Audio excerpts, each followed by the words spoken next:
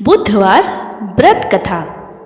एक समय नैमिषारण्य वन में शौनक आदि मुनि एकत्र हुए और पुराणों के ज्ञाता व्यास जी के प्रधान शिष्य श्री सूत जी से पूछने लगे, हे मुने, आपने हमें अनेकों सुंदर कथा सुनाई है जो दैविक भौतिक तापों को नाश करने वाली है। कृपा करके कोई ऐसा व्रत बताएं जिसके करने से मनुष्य के सभी पाप समाप्त हो जाए और श्री हरि की भक्ति हो सके। आप कृपा करके हमसे कहें। श्री सूत जी बोले, महर्षियों, मैं स्वयं इसका वर्णन नहीं कर सकता हूँ क्योंकि यह विषय अथाह है। मैं आपके सामने एक सुंदर इतिहास कहता हूँ। जिस प्रकार महर्षि वशिष्ठ से राजा मंधाता ने पूछा था, अब मैं उसी को आपसे कहता हूँ। महाराज मंधाता अपनी सभा में बैठे हुए थे। उसी समय महर्षि वशिष्ठ पधारे। द्वारपाल ने महर्षि के आगमन की सूचना दी। महाराज अपने प्रधान सभासदों के साथ उठकर महर्षि को लेने के लिए आए और सुंदर आसन पर विराज कर बोले, प्रभु, मेरे लिए क्या आज्ञा है? वशिष्ठ जी ने कहा, राजन, मैं घूमते घूमते आपकी ओर चला आया था। आपको देख परम हर्ष हुआ। आप सब कुशल पूर्वक तो हो? मंधाता बोले, महर्षि, आपकी कृपा से सब कुछ कुशल है, परंतु प्रभु कोई ऐसा व्रत कहे जिसके करने से पापों की शांति होकर स्वर्ग की प्राप्ति हो। महर्षि ने कहा, राजन, आपने बहुत ही सुंदर प्रश्न किया है। एक महापुण्य को देने वाला स्वर्ग और मृत्यु लोक में दुर्लभ व्रत आपसे कहता हूँ। आप ध्यान देकर सुने। महापुण्य को देने वाला बुधवार का व्रत है। अगर मनुष्य भक्ति और श्रद्धा युक्त होकर बुधवार का व्रत करता है तो इस लोक में सभी प्रकार के सुखों को भोगकर अंत में वैकुंठ को प्राप्त होता है। महाराजा मंधाता बोले, महर्षिवर, आपने बुधवार का व्रत तो कह दिया। इस व्रत के करने से क्या फल मिलता है? इस व्रत की विधि क्या है? किस देवता का पूजन करना चाहिए और सबसे पहले यह पृथ्वी पर किसने किया, यह सब विस्तार पूर्वक मुझसे कहें। आपकी अति कृपा होगी। महर्षि बोले, राजन, मैं आपसे व्रत का फल संक्षेप में कहता हूँ। वैसे व्रत के फल का कहने का सामर्थ्य स्वयं ब्रह्मा जी में नहीं है। यह व्रत दुख और शोक का नाश करने वाला, धन और धान्य को बढ़ाने वाला, समस्त पापों का नाश करने वाला है। जो मनुष्य जिस कामना को लेकर इस व्रत को करता है वही कामना पूर्ण होती है तथा समस्त पापों का नाश होकर उत्तम गति की प्राप्ति होती है। अंत में श्री हरि के लोक की प्राप्ति होती है। इस व्रत की महिमा, इस व्रत की विधि निम्न प्रकार है। मनुष्य भक्ति एवं श्रद्धा से बुधवार के दिन व्रत करे। प्रातःकाल नदी आदि में स्नान करके नवीन कलश जल का भर लावे। किसी भी पवित्र स्थान में कमल का आकार बनावे। उसके मध्य इस कलश को स्थापित कर श्वेत चावलों से उसका पूजन करे। बुद्ध की स्वर्ण की मूर्ति कांस्य पात्र में स्थापन करके उस कलश के ऊपर रखें। सफेद वस्त्र धारण करावे। गंध पुष्पादि से पूजन करें। यज्ञोपवीत चढ़ावे। अशोक की छाल की बत्ती बनाकर दीपक जलावे। गुड़, दही, भात, खीर का भोग लगावे। उसी पदार्थ से ब्राह्मणों को भोजन करावे।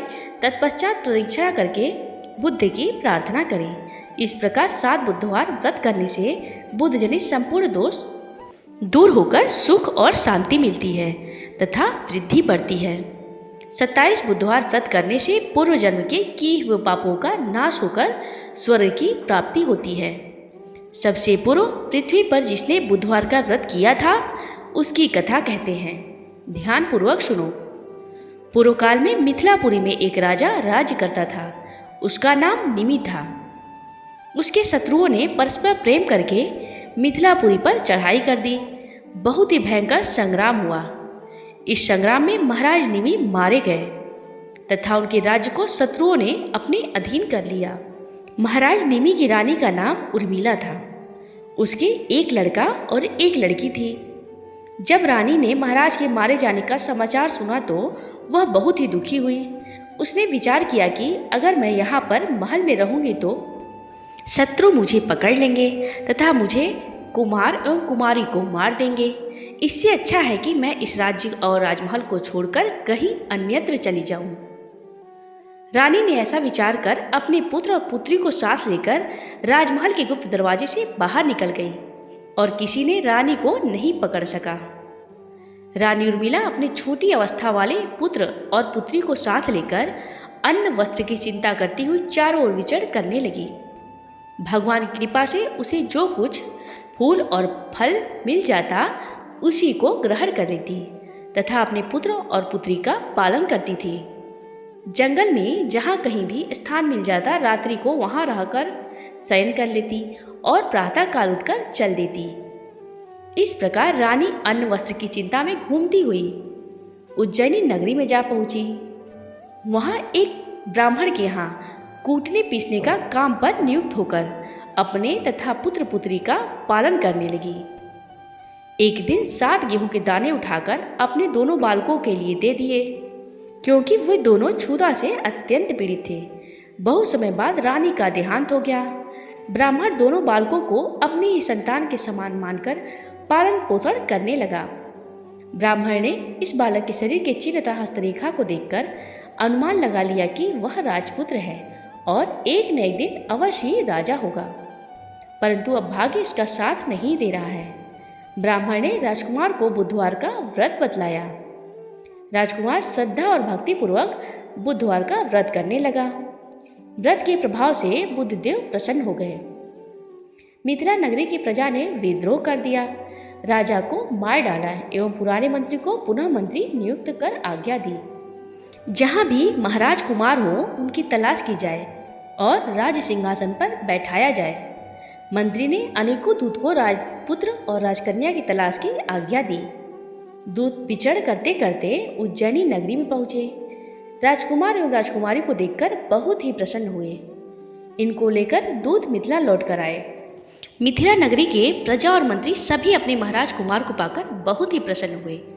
राजकुमार को सिंहासन बैठाया और बहुत ही खुशियां मनाई गई।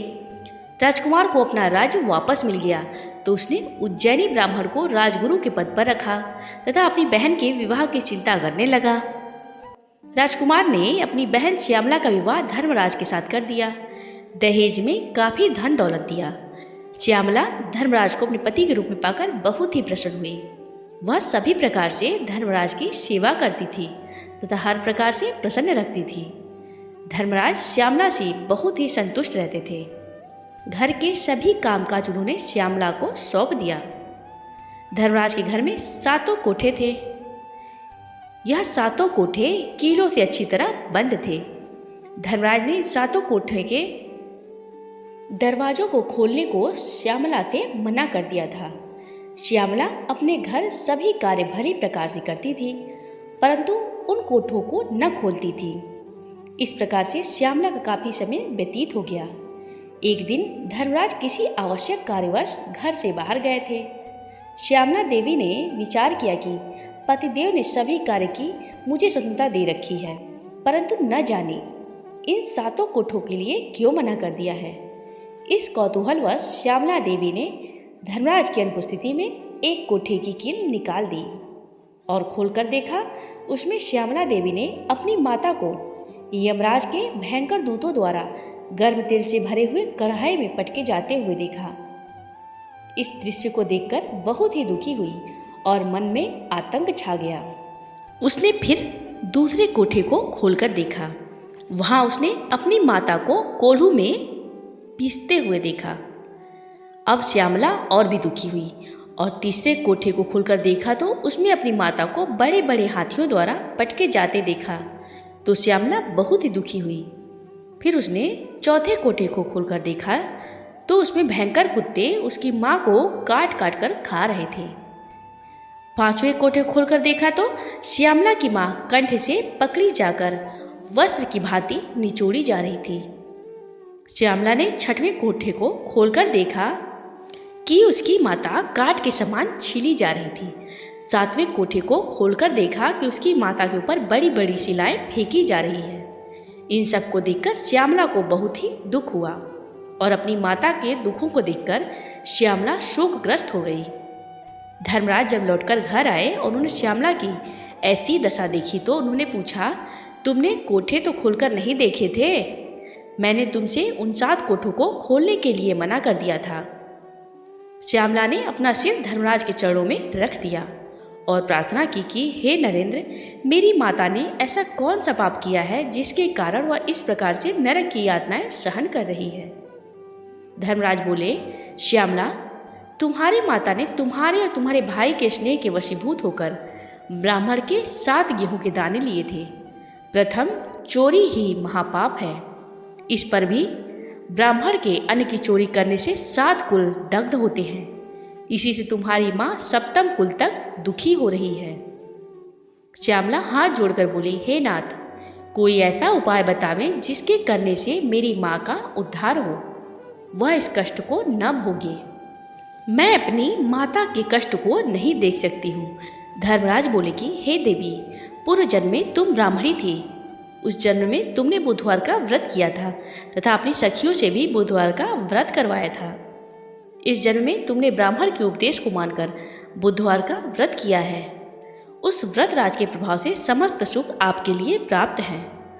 अब आप सत्य प्रतिज्ञा करके इस जन्म के बुधवार के व्रत पुण्य को मेरे सम्मुख अपनी माता को दे दो, तो आपकी माँ के कष्ट की समाप्ति हो जाएगी तथा उन्हें उत्तम सुख प्राप्त होगा।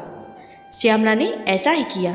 पुण्य के मिलते ही श्यामला की माँ उर्मिला पीड़ा से मुक्त होकर दिव्य शरीर को धारण करके स्वर्ग की ओर चली गई। भगवान विष्णु के दूत सुंदर विमान लेकर उसे लेने के लिए आए।